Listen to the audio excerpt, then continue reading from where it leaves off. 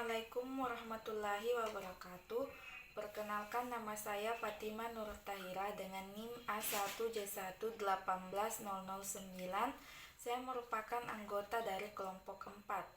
Video ini merupakan laporan praktikum yang berjudul Sistem Ekskresi dengan mata kuliah Anatomi dan Fisiologi Manusia. Dosen pengampu mata kuliah Bapak Mustamin Balumbi SPD MSI dan asisten praktikum Firan Sahid. Baik, langsung saja. Sistem ekskresi merupakan proses pengeluaran zat-zat sisa metabolisme yang sudah tidak digunakan lagi oleh tubuh.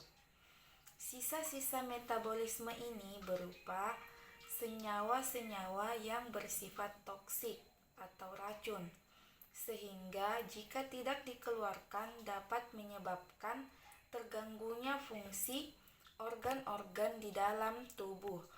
Organ-organ yang berperan dalam sistem ekskresi pada manusia meliputi kulit, ginjal, paru-paru, dan hati. Baik, yang pertama yaitu organ-organ sistem ekskresi, yaitu kulit. Kulit merupakan jaringan pelindung terluar yang terdapat di permukaan tubuh. Kulit termasuk organ ekskresi karena mampu mengeluarkan zat-zat sisa berupa kelenjar keringat. Selain itu, sebagai organ ekskresi, kulit juga berfungsi sebagai alat indera peraba. Kulit terdiri dari 3 lapisan, yaitu epidermis, dermis, dan hipodermis. Masing-masing 3 lapisan ini memiliki fungsinya masing-masing, yaitu yang pertama, epidermis. Epidermis merupakan lapisan kulit paling luar dan sangat tipis. Epidermis terdiri dari lapisan tanduk dan lapisan malpighi. Kemudian yang kedua yaitu dermis atau lapisan kulit jangat. Dermis merupakan lapisan kulit yang terletak di bawah lapisan epidermis. Lapisan dermis lebih tebal daripada lapisan epidermis. Kemudian jaringan ikat bawah kulit. Lapisan ini terletak di bawah dermis. Di antara lapisan jaringan ikat bawah kulit dengan dermis dibatasi oleh sel lemak. Lemak ini berfungsi untuk melindungi tubuh dari benturan sebagai sumber energi dan penahan suhu tubuh. Kemudian yang kedua yaitu ginjal. Ginjal merupakan komponen utama penyusun sistem ekskresi manusia, yaitu urin. Manusia memiliki sepasang ginjal berukuran sekitar 10 cm. Letak ginjal di rongga perut sebelah kiri dan kanan, ruas-ruas tulang pinggang. Ginjal berfungsi untuk menyaring zat-zat sisa metabolisme dari dalam darah. Kemudian mempertahankan keseimbangan cairan tubuh, mengekskresikan gula darah yang melebihi kadar normal dan mengatur keseimbangan kadar asam basa dan garam di dalam tubuh. Bagian ginjal beserta fungsinya secara umum. Anatomi ginjal manusia terdiri atas beberapa bagian, yaitu korteks ginjal. Korteks ginjal atau korteks renalis merupakan bagian ginjal yang paling luar. Bagian ini dikelilingi oleh lapisan jaringan lemak yang berfungsi untuk melindungi bagian dalam ginjal. Medula ginjal, bagian ini merupakan jaringan halus yang terdapat di dalam ginjal. Struktur medula terdiri atas piramida ginjal yang meliputi nefron dan tubulus, serta saluran medula.